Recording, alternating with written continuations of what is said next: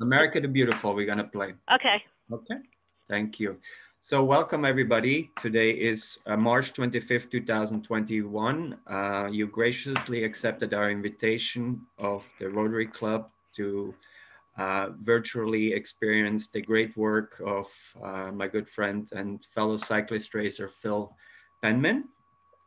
Before we pass the meeting over to President Gerard, we traditionally play the national anthem. Today, we actually do America the Beautiful, so please enjoy.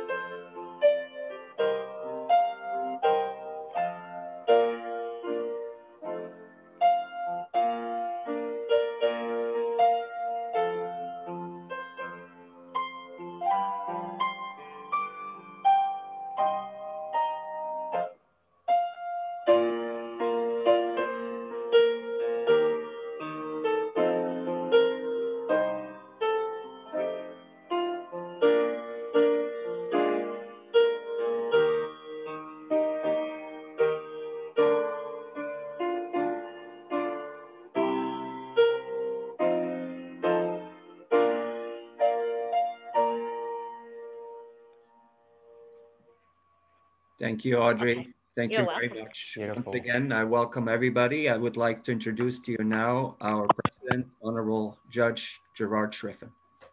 Thank you so much. I appreciate that, Andreas. And thank you, everyone, for being with us today. Welcome to our luncheon meeting for March for the Rotary Club of New York, the host club of America.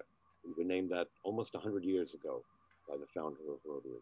And thank you, Audrey, again, for your introduction, for your playing of the America the Beautiful for us. I just wanted to say very, very briefly how proud we are today to have Phil Penman with us.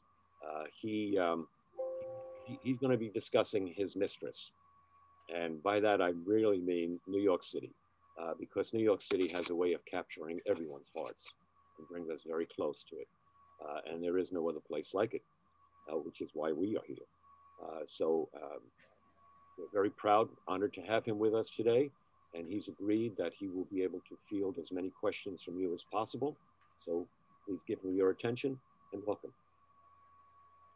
Hi, everyone. Just want to say a big thank you to everyone for attending and for the Rotary Club of New York for allowing me to show my work.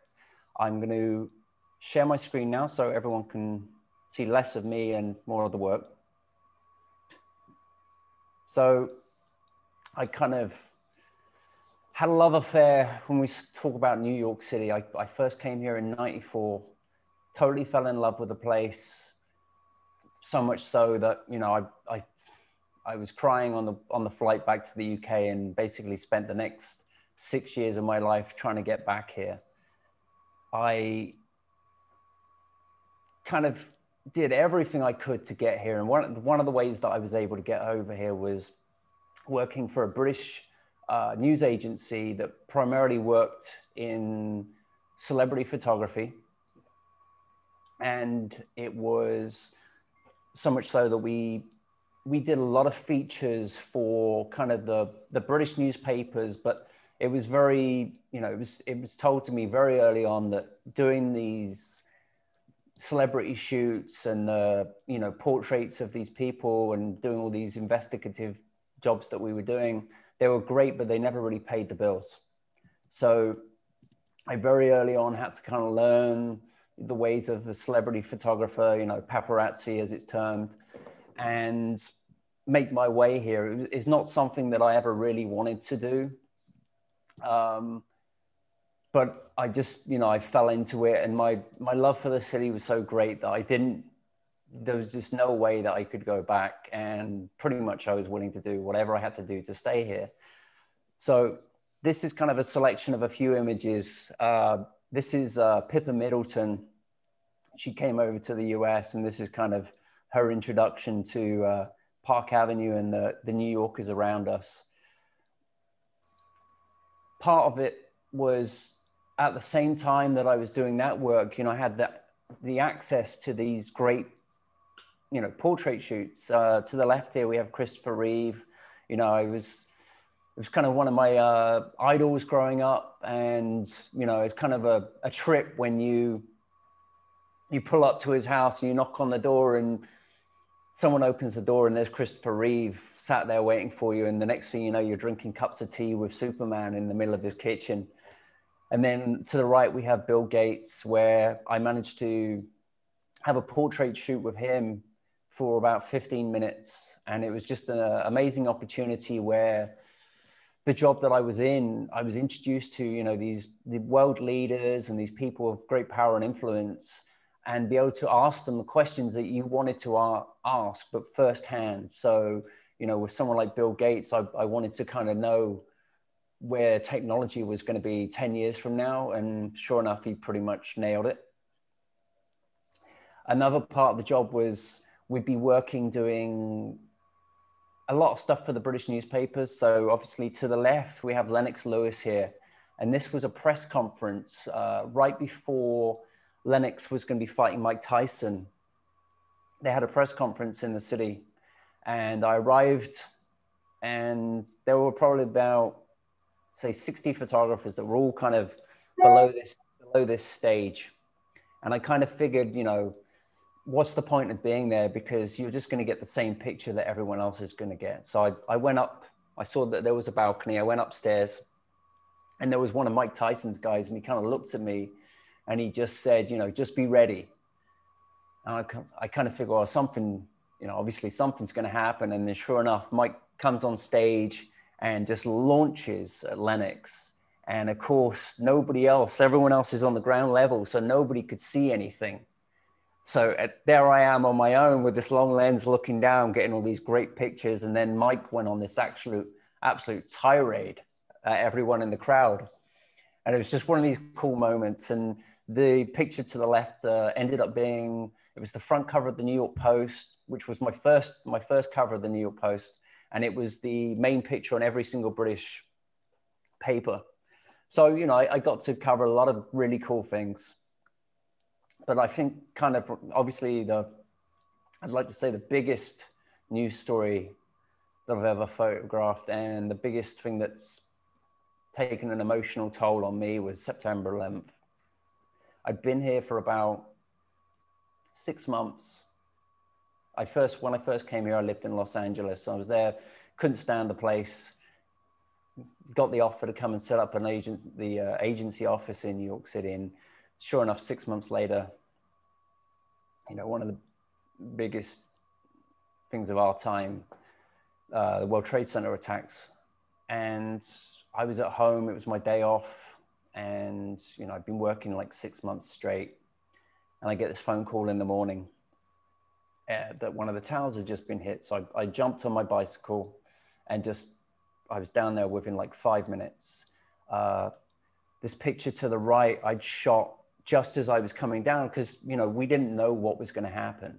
So all I'm thinking is, I need to get a good vantage point of, you know, a shot of the building. So I always knew that there was this great shot from in Soho looking down West Broadway. So that was the first place I headed, and I got these pictures. And then I got closer and closer, you know, gradually. I'm just trying to, as time's going by, I'm just moving closer to the buildings. And then sure enough, about 30 minutes later, I'm looking up and I'm taking these pictures, and you just hear the noise. And I'm looking through the lens as the tower is coming down towards the lens. Some firefighters kind of ran past me, and they just kind of grabbed me and said, just come run. And we all ran into J&R Music, which used to be on Park Row. I was in there for, I'd say, 10 minutes. This gentleman on the right-hand side, John Paul DeVito, he came running in the door, and he was kind of just screaming, but he made it. So everyone else in the room, it was weird, it was surreal, because everyone's in the room is in suits, and a lot of people were all kind of held up at the back. Some people were actually looking through CDs. That was, you know, we're just totally out of it. And then you've got this one guy, John Paul, comes running in looking like this. And I asked him, you know, if he minded me taking a picture. And so he was like, fine, you know, go ahead. You couldn't see anything outside the window. So I'm kind of waiting because it's pitch black. And as soon as you could see some kind of daylight, I opened the door and went outside. And this picture to the left here is kind of what I saw. And all I remember now, it's like very vividly, is paperwork just coming down from the sky. And it was at that point that we started seeing the survivors, people that had managed to get away. And the position that I was in on Park Row was the only spot that apparently anyone who survived was able to come. So I'm in this position. I have my camera. I've never been through anything like this in my life before. And I'm seeing these people coming towards me, and you kind of question yourself whether you can do this. I take a few shots and kind of I have to snap myself back into gear, and, you know, this is why I'm here. This is documenting history. And I take this picture of these two ladies walking towards me. Years later, I donated my work to the 9/11 Museum of New York. And I was chatting with the chief curator, Jan Ramirez. And she sees this picture and she's like, oh, that's Joanne. No, we know her. We have to introduce you. So I was like, yeah, please, you know, I hadn't really met up with anyone. And we met for the first time. I went to where she worked, and it was kind of like, you know, we shared a hug, and it was just, you know, we got to share this moment. I hadn't seen her in 15 years. And then, I don't know, a couple of months afterwards, she calls me up and says, you know, how would you like to be my wedding photographer? I'm going to get married to Robert. So I got to share the day with her and, you know, be there on one of the best days of her life, as well as having been there on one of the worst days of her life. And we still stay in touch. And I was supposed to see her last weekend, actually, but a lot of, from something so bad, I've had a lot of great experiences as well. Like this was a picture I took, and the guy on the right, this guy called George Slay, and I was introduced to him through his daughter. She'd seen this picture in one of the British papers. So I got to meet George years later. There he is on the right. And it was interesting because when I met him, he kind of like, you know, how was your day? Because he said, you know, everyone knows about my day, but no one's ever asked what your day was. So it was nice that we got to share each other's stories. And then, you know, this is Shrinath on the right. And I got to spend early last year, I was doing some teaching in Miami, and I stopped in, and he graciously hosted me at his house with his wife. And, you know, we got to drink for many hours straight. And it's just great that you could, you know, I still stay in touch with a lot of people from that day. So I guess after doing, you know, work like this and having been a photographer doing celebrity work for so many years, it kind of slowly kills you. To say slowly, it's kind of like I was coming home every single day, just mad at the world. You know, I was just the way the industry was changing. You know, when I was doing it, it was very addictive because there was a lot of money in the business. You could sell pictures for like $500,000 if you were lucky. And slowly the business kind of just like curtailed. It's weird because the company that actually brought me over here in 2000 just filed for bankruptcy yesterday. So I kind of fell out of love with it. And I'd kind of fallen out of love with photography. And I started when I was 15, and I grew up in a dark room, and I shot black and white. And I kind of needed to reinvigorate myself. So because I was out on the streets all day looking for celebrities, it gave me access to, you know, the beautiful city that we live in. So a lot of my time, you know, I used to carry this bag around. I had this big custom made bag where I had like 2 cameras set up. I had one camera with a really long lens for celebrities. And then I had my Leica with lens that I would use for my work. And, you know, because I'm out on a bike all day for like 12 hours a day, I got to see all this crazy stuff that New York has to offer. You know, this was, believe it or not, I've seen 2 taxi fires since I've been here. This one, I was actually working on Madonna doing a stakeout, and this taxi just pulled up and blew up right in front of her house. You know, it's strange because, you know, we have all these beautiful things around us that a lot of the time we see, but we really don't see it. So, you know, it's like we walk past a lot of this stuff. It's weird. When I used to be in the celebrity world, I would go out looking for celebrities and I would see like 5 to 10 a day. Now, because I'm not doing it anymore, I don't see anybody. So when I was out there, you know, I walk around now, and this is kind of what I'm looking for. You know, I was this guy on the left, this was in Soho, and I'm just cycling down Prince Street. And all of a sudden I see this person in a spacesuit, and, you know, just throw my bike to the ground and get some pictures. The bottom right, we have a mariachi band. You know, I was just cycling up Lafayette Street and look down to the left, and you've got a mariachi band practicing.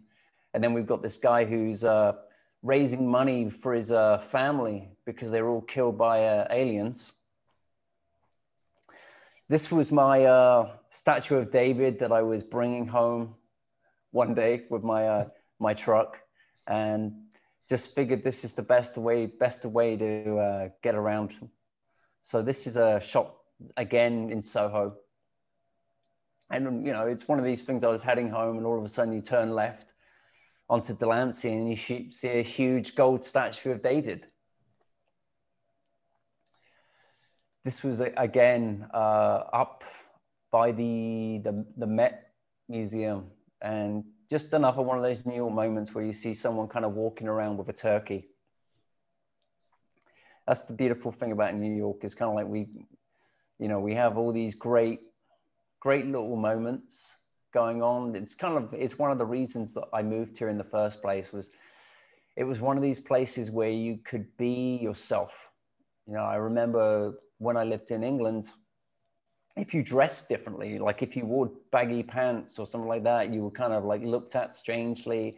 Over here, you know, you can be a dog wearing sunglasses and a hat and no one's going to care. One of the things that I kind of look for these days is a lot of, it's weird with all the new architecture that's going up, and I hate to say it, a lot of it very bland as well. You know, it's one of these things I don't mind if I don't like it, but I appreciate if there's been some kind of creative thought put into it. So I find myself these days looking for anything kind of like that takes me back to kind of like New York that I remember when I first came here. So I'm always seeking out like old barbershops or, you know, things like this is an auto garage in Hell's Kitchen near where I live. And just to me, this is beautiful. You know, these are the things that the texture of New York, you know, this is the old downtown that's, you know, it's derelict buildings now. But this is, to me, this is what makes New York great, is we have that mixture of the modern and the old as well. This is a building actually, the Oculus on the left-hand side. This is actually one of the buildings that I really do like. So this was kind of a shot that I took it was about midday, and it was just beautiful light coming in there. And it's just a great experience. Same kind of on the right, we have towers in 6th Avenue near the News International building. And it's just, you know, just beautiful little moments. A lot of the time, my work's kind of dictated by the weather as well. So I'll go out, you know, obviously in the city, we have these beautiful steam pipes just blowing up everywhere this morning. Actually, I was like, I get up at like 5, look out the window, and we had this beautiful fog that kicked in this morning. So I'm, you know, I can't throw my clothes on quick enough to get out the door and go and shoot this stuff. You're able to capture like these beautiful images where it's almost taking you back in time. So a lot of my work, I'll shoot in the snow, you know, when it's very foggy, it tends to, you can isolate your foreground subject from the background, and you can, it's almost like, especially when it's snowing, it's almost like you're going back in time. You know, you can go to certain areas in Tribeca and feel like you're back early 1900s. And it just, it's that beauty of the weather that just completely, it just takes you back to another era, and kind of an era that I would have liked to have been or been there photographing in. This is taken on Houston, Katz's Deli. And it's just like I was looking for shots where taking like iconic locations and just putting my own kind of spin on it. This is another one of those kind of classic moments where, you know, I was saying like a lot of my work is dictated by the weather. And, you know, if I'm in bed and I look out the window and I see that it's snowing, it doesn't matter what time it is, I'll just quickly grab a coffee outside. You know, I have my street vendor, grab my coffee, and I'll walk around. So this is on Madison Avenue. I probably shot this around 6 a.m. in the morning. And all I remember was I was walking up Madison and I'm just looking at the lights going, damn, that's really shitty for drivers right now. And I kind of, because it was snowing, you kind of have a little bit more leeway in that you can kneel in the middle of Madison Avenue with a long lens and know that you're probably not going to get hit by a car just yet. Like you've got at least a couple of minutes before you're going to get hit. So I'm in the middle of the road and it's early morning and I'm waiting for people to walk by. And of course, because when it's snowing, there's not too many people out anyway. It's just freaks like me with cameras and coffees. I guess this is kind of like, this is the beauty of New York, the New Yorkers. We're a great mix of characters. You can wear whatever the hell you want. No one's going to say anything to you. You know, you can have a bush on your head and everyone's going to, yeah, they might glance at you, but they're not really going to pay too much attention. You know, you meet great characters on the street. I found that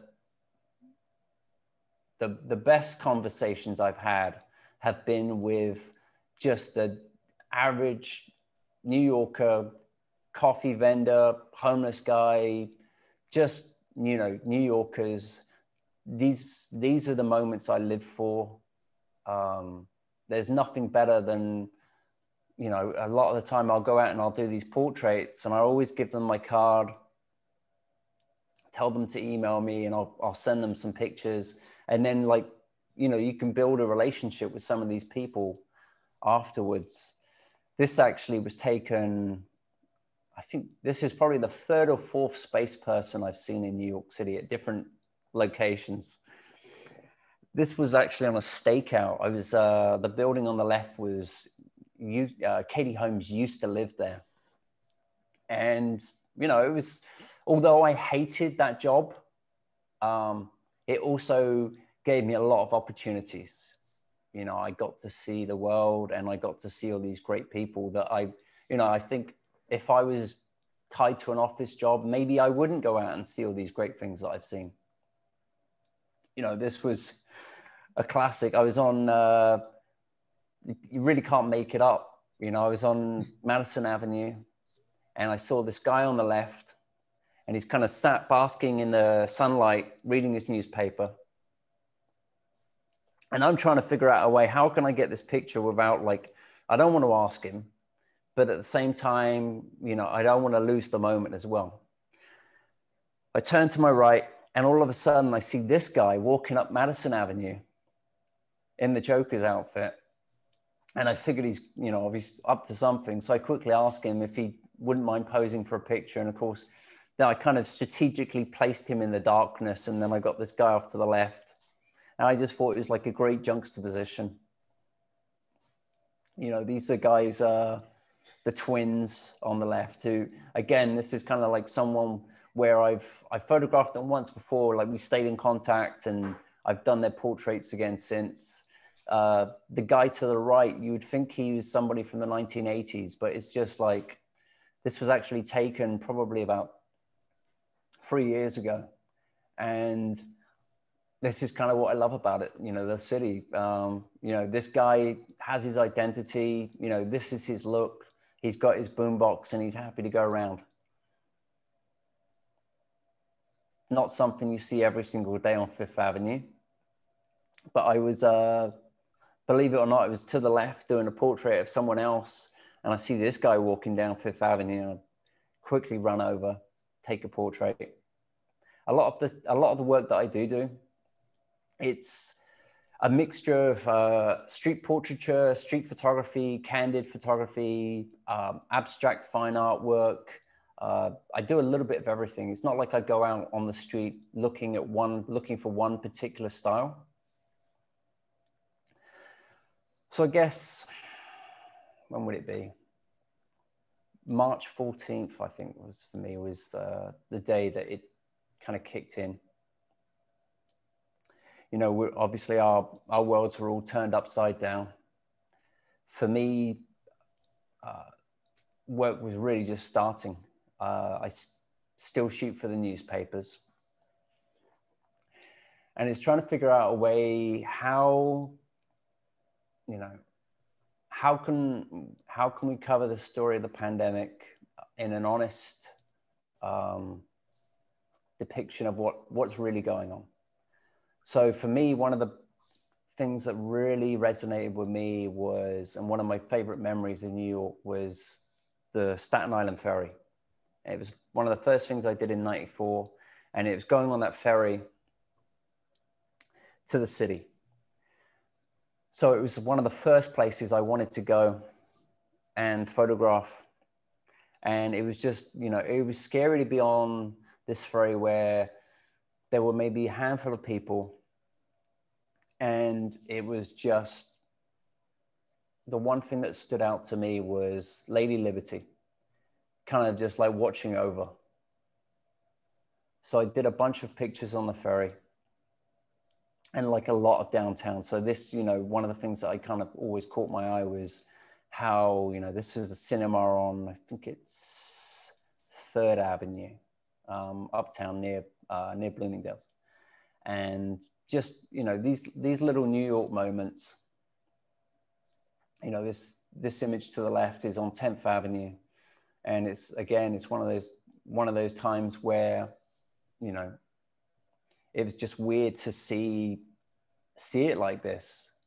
It's weird. I've been doing kind of a series recently, kind of 1 year later, you know, and it's interesting to look back at certain locations like this on the left, and all of a sudden you see, like, in the background, there are buildings that have gone up just in the last year. This is anyone who's a New Yorker kind of knows that we're outnumbered by these guys. And this was on 42nd Street, and it was just like early on, there's nobody about, and it's just, I remember just like the rats running kind of rampant. I believe, you know, this was on Madison Avenue. And it's weird. Normally, when I'm out shooting, you're kind of waiting for certain moments to happen where a scene might free up from people. And it was just strange. Like, over the last year, you've been out on the street waiting for someone to come for a picture. So like this one, you know, I'm on Madison Avenue and I didn't see a person for a good 20 minutes. This was the first person I saw. And they probably, I think they stood there for about 5 seconds, looked in the reflection and took off.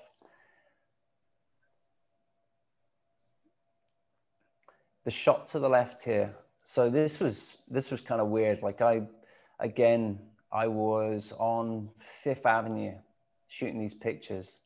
And I remember kind of like sharing this moment with a security guard. And we're both kind of like looking at each other. And he's kind of like laughing because I'd been there for about 5 minutes at this point. And we hadn't seen a single car. And I'm just stood in the middle of the street taking these pictures. I don't think there's ever going to be another time where it's, you know, you could stand in the middle of Fifth Avenue for 5 minutes and not have to move for a car. The shot to the right is inside the Oculus again. It was probably one of the scariest, this was probably one of the scariest moments for me, was standing up there. I found this worse than the beginning of the pandemic, when I could go in there and there was nobody in there. And just to see these people emerging from the subway, but everybody's wearing this white mask. And to me, that was kind of more, there was just something very creepy, very eerie about it that just really stuck with me. And kind of, it made everything very real. Because, you know, for the rest of the time, I've been walking around, and for the large part, I'm on my own. The main interaction I would have with people would be maybe a coffee guy was out there, or, you know, the construction crews. Like, I don't know if anyone didn't realize, but, you know, this whole past year, construction has just gone crazy in the city. So, you know, I would see a lot of construction guys, and that was kind of the only social interaction I would have. This goes back to the ferry. And this is kind of like this is the view that I always remember, is like looking at the city. You know, it's just a beautiful moment. And to the left, we have like Lady Liberty looking over this guy. And I just found, you know, I just find things like this very powerful to me. There's certain things in New York, like, you know, certain buildings or certain things that just very iconic, larger than life moments that, you know, Lady Liberty is one. I used to remember flying into the city, and it was like this just awe-inspiring moment when you would fly in and you'd see the Chrysler or you'd see the Empire State, and it just, you know that you're home. And there's just something so powerful about that. And you know, those New Yorkers that are out there that have been here a long time, you can appreciate that. So for me, this was just a very powerful moment that I was on the ferry, but you still know that you're being watched on. So one of the biggest things that I found and kind of annoyed me a little bit was the whole time that I'm out on the street, the only people I'm seeing is the construction industry and all the contractors that are working hard, and homeless people. And I've worked, you know, I've done a lot of different stories for the newspapers. You know, I've been on Al Jazeera and stuff talking about my work, but it kind of annoyed me that, you know, it's in the news, we can be so pigeonholed on one thing that we just totally ignore the rest. And this to me was the biggest story, was, you know, we're telling people to stay at home, but yet the homeless are out there. No one was giving them any masks, you know. This guy here, you know, the only reason I got chatting with him was because he couldn't get on the subway. And I was on the subway heading out to Brooklyn, and he's kind of at the door and he's asking, can someone give me a hand? Because he couldn't get onto the subway. So I had to pull him onto the subway and got chatting with him after that. But it kind of like led me to this story, you know. If no one else is going to do it, then I want to tell the story, and I want to do it in a certain way. So this is the guy that used to just intimidate the crap out of me. His name is Styles. I chat to him quite a bit now, but he always, like, he's on Ninth Avenue. You can see him. He sits in a chair. He's a big guy, very intimidating. And he'll just sit there in the sun. And I'm walking down the street one morning. I just look at him and go, good morning. And, he says, good morning. And he says, well, how come, why didn't you ever take my picture? And I'm like, well, I'll do your picture. So I do a couple of pics and chat with him. And, I kind of see him all the time now, like, to be able to chat with him and stuff. But I wanted to be able to tell certain stories. So, like, this is John. Again, he's kind of like in Midtown. He's originally from Morristown. He's been homeless in the city since 2012, I believe. And I saw this picture, and the thing that, again, it was another one of those emotional things, but it was like the hat. It was this, the stars that kind of resonated with me. And I, did this quick impromptu portrait of John.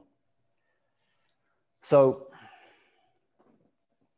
as part of this feature, like, I was going around, I wanted to tell a story. And this was an interesting one. I was walking down Broadway and I see this guy, and he's wearing this great jacket saying fuck everything. And I'm like, at the same time that he's sat there, there's a sanitation truck that are literally taking all their possessions and throwing it into the back of the sanitation truck.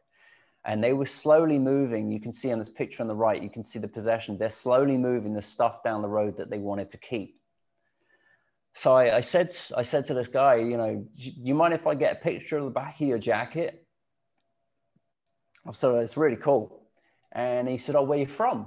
And I said, well, I live here. I've been here 20 years now, but originally I'm from Dorset in the UK. And he's like, yeah, well, whereabouts in Dorset? And I'm like, well, how would you know? And he said, well, I'm from Bournemouth. And I'm like, well, that's funny, because Bournemouth is about 5 miles away from Poole, where I was born.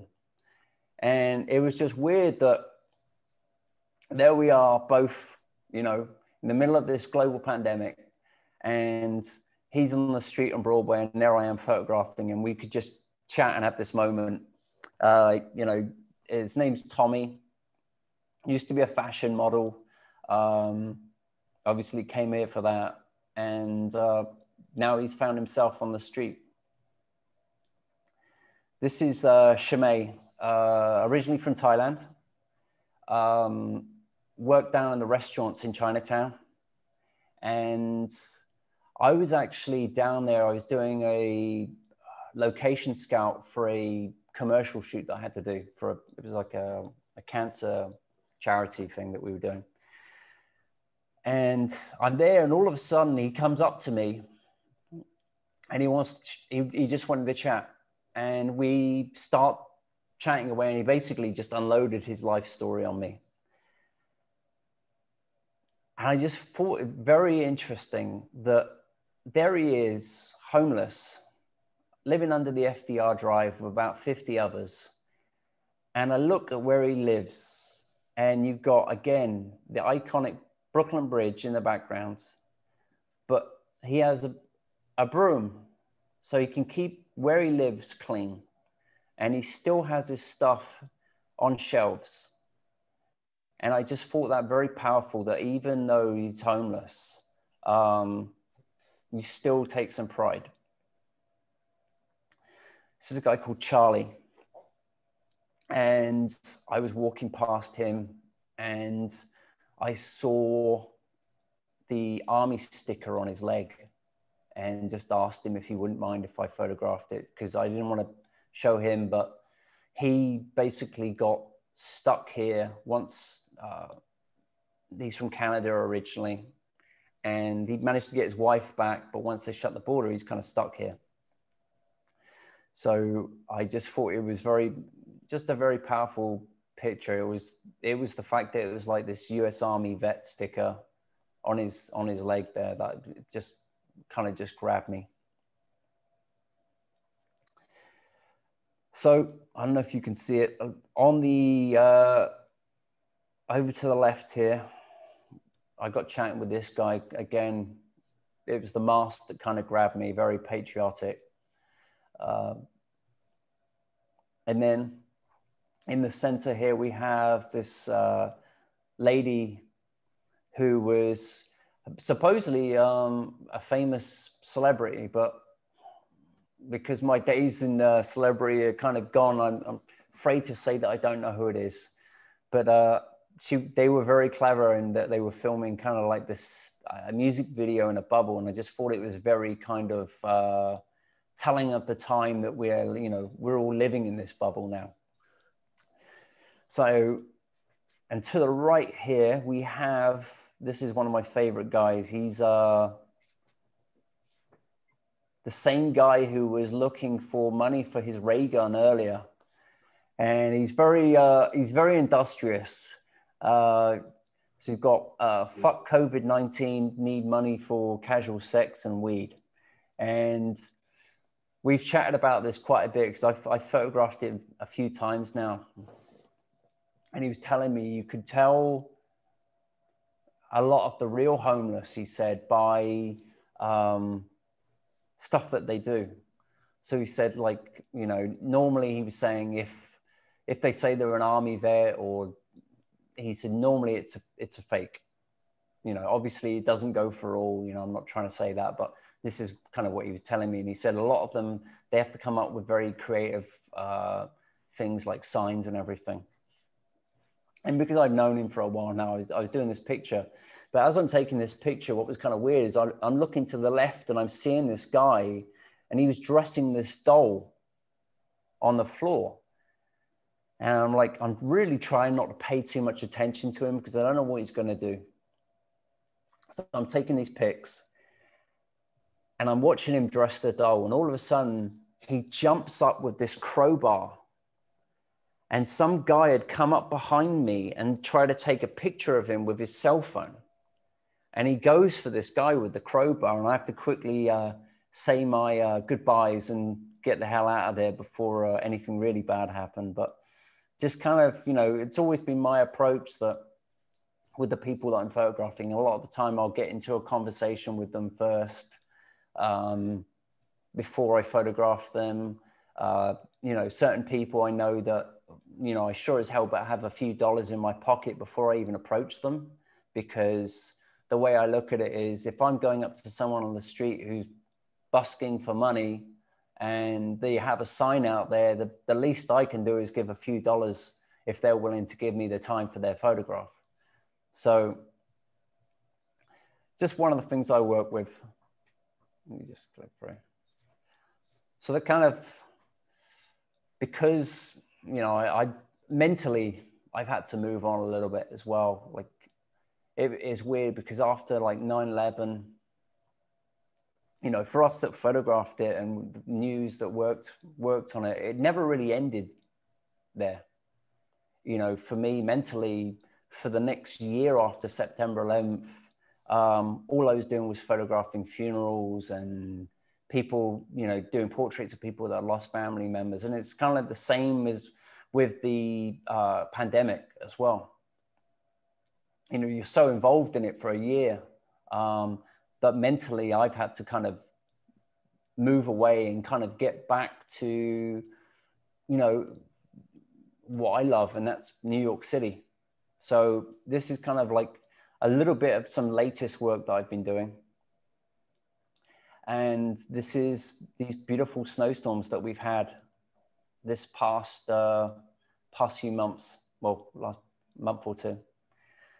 And just, again, it's just like, you get this beautiful weather and you can see like in the background on the right here, you just lose everything that kind of dates something. And it's just, you're walking around in this little time warp. The bigger the blizzard, the better. That's the way I look at it. This is in Soho. And again, it's like, it just brings out the buildings more so. You lose the backdrop and you can appreciate the architecture and things more. And here you go. This is our classic trusty vendors that we go to. Really can't go wrong unless you eat anything from it. But that's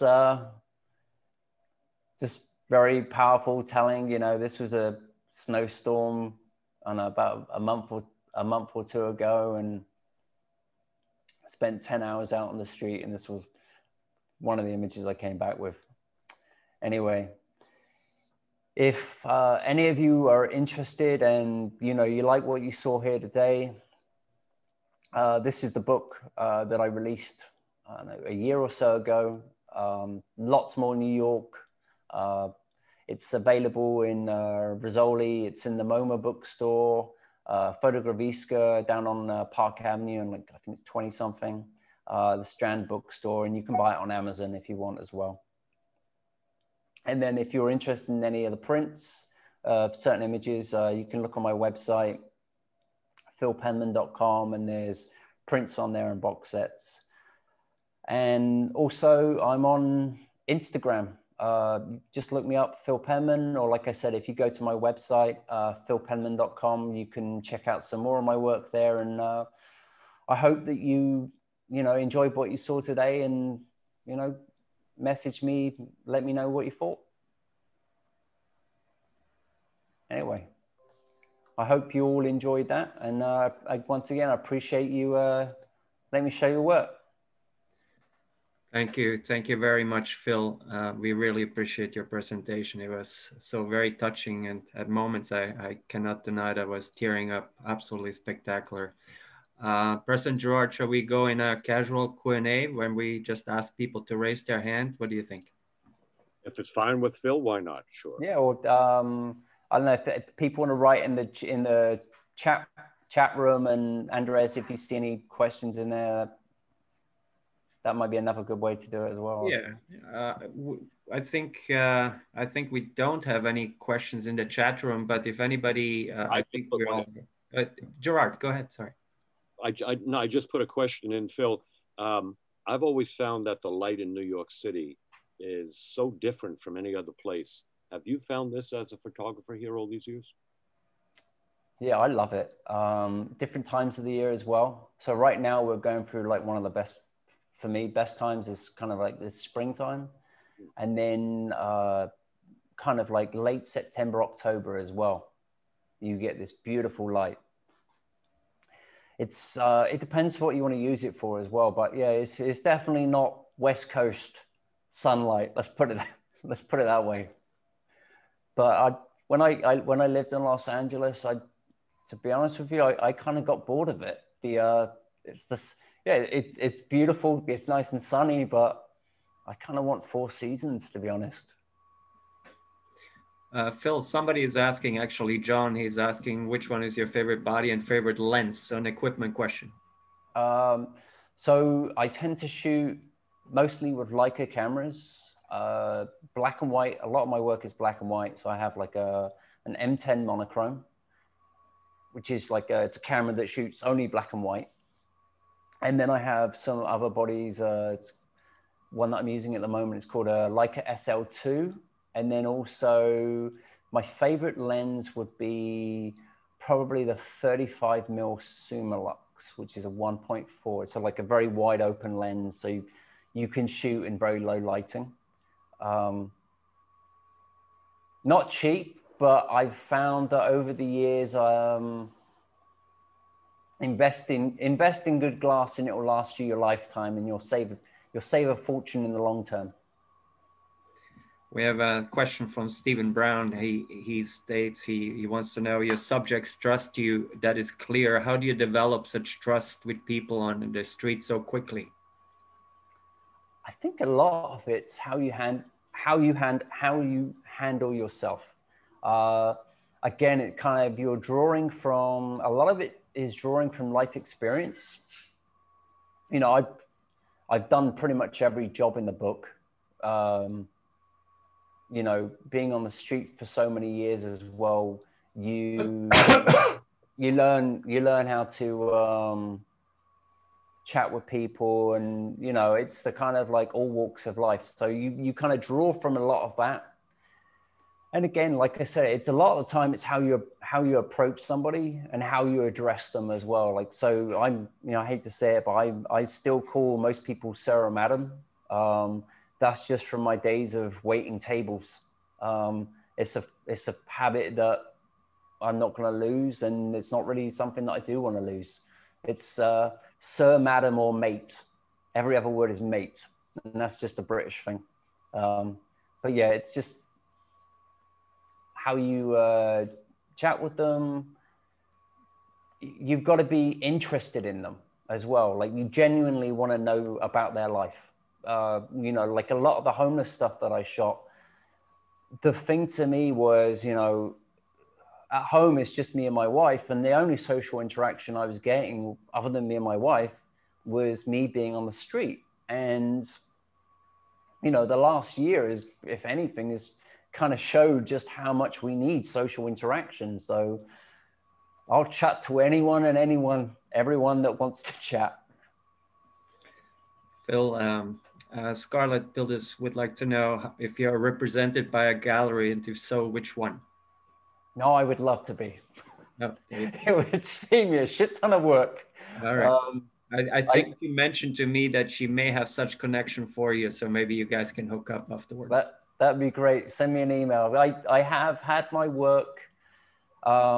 It's kind of weird, actually. Like, in the last year, I've had shows around the world. Like, I had a solo show in Harrods, London, which is like, if you want to be anywhere in the world, it's in Harrods, London. Like, probably one of the most prestigious stores in the world. But I had a show in there, and then a show in Venice. I've had shows in New York in Leica Gallery, and you know, for now I do it all myself, and it's worked for me. But yeah, would love to work with a gallery. So shoot away, Scarlett.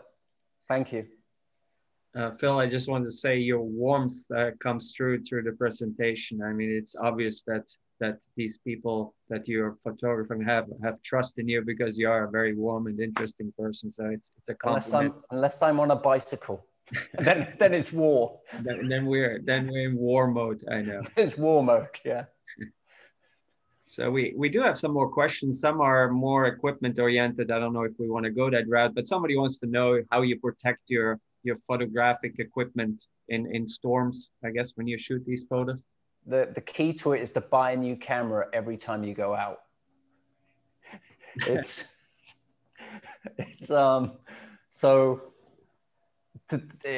weird. I've gone through many different methods, and to be honest, what has worked the best is I bought a really long down jacket, and like, what I'll do is I'll have two cameras when I go out. So I have one on a long strap down here and one on a short strap up here. And then I'll put some kind of waterproofing on them. And then depending on what lens I'll do, it's kind of weird. Like, I'll either do the zip from the bottom, bring this camera up from here and zip back down, and then, or I do it the other way. And the main key to it is, when you're shooting this weather, is the weather is going to just destroy your batteries.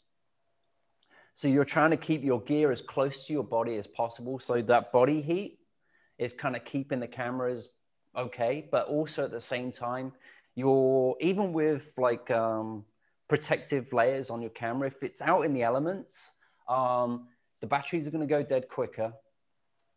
And it doesn't matter really how good the protectant is. Being underneath here, I've just found that they stay warmer. They don't frost up so quickly as well. So buy yourself Gore-Tex pants, Gore-Tex boots, good Gore-Tex jacket, and a big down jacket, and you're good to go. A question that I want to ask you myself is, why have you chosen to mainly take photographs in black and white? I think it's kind of where I started. And there's, you know, like I said, I grew up in it, grew up with it. It has a very timeless quality about it. And it's also, when I shoot, can actually set my camera viewfinder up to be able to view the world in black and white. So when I'm shooting, like there's different reasons for doing it. Viewing the world in black and white, you can actually improve your photography. There are certain things that you pick up on that you can't with color. Like color can be a distraction on certain things. But the main reason is kind of, it's more like an enjoyment factor. There's something I'm very drawn to New York of past eras. And it's this way of being able to going around the city, like I said, in like snowstorms. And it's almost, like I said, transporting yourself back in time and having the black and white and seeing everything like that. It's just, there's really nothing better, to be honest. So that's why a lot of my work's black and white. I shoot, like, obviously if I did black and white for commercial work, I'd get fired. But, so I do have to shoot a lot of color as well. And it also was a separation. Like when I first started doing the work, when I was doing the paparazzi celebrity work, because all of that was color, the black and white was kind of a mental separation between this is for me and this is for work. And I think that's kind of like, you know, I started making a name for myself of my black and white work. And I was kind of like, well, you know, I'm going to go with that because it makes me happy. So why not run with it? Great. Just to get a few more questions in, Alex Green would like to know, hey, Phil, great presentation. I've been locked down in a rural small town in America and I've been really struggling to find photos on the street. Have you got any experience with shooting in small towns? Yeah, come from one. Where I come from is 360 people. So it's kind of, you're not seeing it because it's all you see all day, every day. I'll give you an example. There was a photographer that I know called Gino in Germany. And he was looking at my New Yorker work, all my portraits. And he said to me, why is it you have all these interesting people and we don't have any? And I said, well, that's to you. That's what you're saying. But to everyone else, the people in your town, you know, the small village or whatever, the small town that you come from, they're interesting to us. So all of a sudden, he started going out and he's doing all these portraits of where he lives and all these people that were not interesting and that were bland to him. And all of a sudden he started winning all these awards and all his pictures, every shot was a master shot. And I was like, there you go. You know, it just goes to show they were interesting to somebody. It's just, you're so honed in on what you're seeing. So it's not that it's not interesting. It's very interesting. It's just not interesting to you or you're not seeing it. But to the rest of us, it's fascinating. So I think you kind of, sometimes you just kind of have to step back a little bit, take yourself out of that mindset and just like think about, all right, how can I do this differently? You know, what is interesting? It could be, you know, it's hard to do, you know, the pandemic quiet streets, you know, because if I went by that logic, the streets where I grew up was a pandemic every single day. So it's just taking your head out of that mindset. It's definitely interesting though, trust me. Okay, we have a very good question that is very interesting from Diana Bruno. She would like to know if you know anyone who has been, as an American, been seduced by London, basically the reverse of your life story, so to say. I think there's plenty, but again, it's like, it's so difficult to get in. That's half the battle is, I know it's very hard for English people to come to the States and it's very hard for English people to go to, for American people to go to England. But I can definitely see the draw with London. Like when I lived in England, you know, I sure as hell couldn't live in London. That was for the rich. You know, I think, what was it? Not last year, but the year before, I spent 7 days in London. And that's the longest time I've ever spent in London in my entire life. And I can see why someone would love it. You know, I had a great time. So I would imagine there's lots of Americans that have fallen in love with it. Thanks, Phil. We come to the conclusion of this hour, and I thank you very much personally for having joined us today. It was an absolute riveting presentation. I will pass the word over to President Gerard, who will make some announcements still, and thank you again. Thank you. Thank you, Phil. I have to tell you, it was fascinating. We could probably sit here the rest of the day and just speak with you and look at your work. It really is captivating. Thank you for Appreciate being it. here today. Thank you. And we hope to see you again soon. You're always welcome with us. Definitely. Just as I mentioned before we leave, next week at our weekly meeting, I believe it's the 31st, we're going to address the whole issue of the anti-Asian racism in our society. We will have global shapers who will be helping to chair this group. We have some very interesting guests, including someone from the Human Rights Commission here in New York. And we will also have participants with a sister club of ours, the Rotary Club of Chinatown. So I invite all of you to participate next week with us. Andreas will be sending you out the information about a very timely topic that affects all of us, and we have to address it, especially as Rotarians. Thank you again for being with us. Thank you, Phil. Thank you very much. Everyone stay safe, be well. Thank you, everyone. Have a good day.